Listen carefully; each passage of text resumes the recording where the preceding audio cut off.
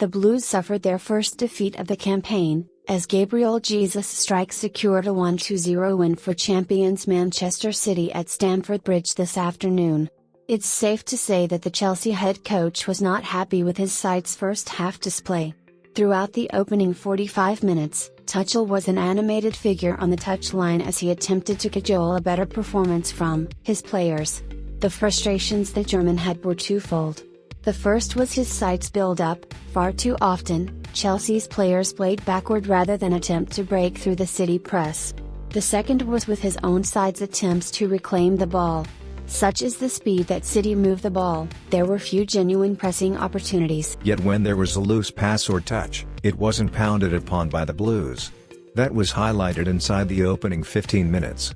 A Chelsea attack was fizzling out in the final third, but when the ball was played to João Cancelo at left back, there was a chance for Timo Werner to impose himself on the Portuguese.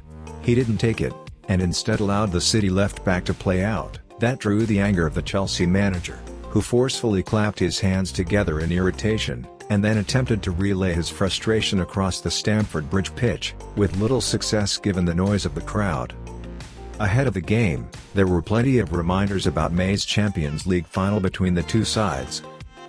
Chelsea, of course, came out on top that night in Porto, and the Blues supporters made sure to remind the travelling City supporters of that. Ahead of kickoff, a banner was unfurled in the shed end. It was simple but made the point that Chelsea were the reigning European champions. Such was the performance of Ruben Loftus-Cheek in midweek against Aston Villa. It wasn't a huge surprise to see him introduced from the substitutes bench. The noteworthy part of the change, however, was that it was ahead of Saul Niguez, who was signed on a season-long loan from Atletico Madrid on transfer deadline day. Saul has started 2 games for Chelsea since, both against Aston Villa, but has struggled with the intensity of the English game. He will need time to adapt. Loftus-Cheek is, though, ready. He proved that in his brief appearance this afternoon. His first touch was to beat a man, his second was to win a free kick.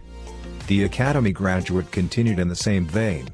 There was one run forward in which he shrugged off a City player, beat another and then found Werner. Unfortunately, the chance then broke down, but it was yet another reminder of the talents that Loftus-Cheek possesses. As the season progresses, expect the 25-year-old to be given more minutes. He has showcased he deserves them. There are few sharper tactical minds in European football than the Chelsea manager. He has proved that time and time again throughout his coaching career and especially during his 9 months at Stamford Bridge. Today's result doesn't change that. Yet there is one area of the game the German takes a back seat, Chelsea's set pieces. And that was visibly highlighted at Stamford Bridge this afternoon. Whether it was defending a corner or having their own opportunity to swing a dead ball into the penalty area, Tuchel would come away from the touchline and take his seat in the dugout.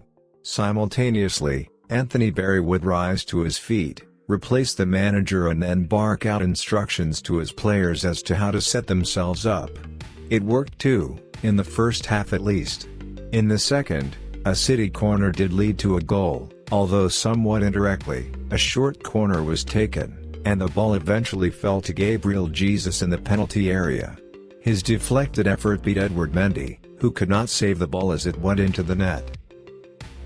Thanks for watching. Please like and share the video and subscribe to my channel for more news and updates.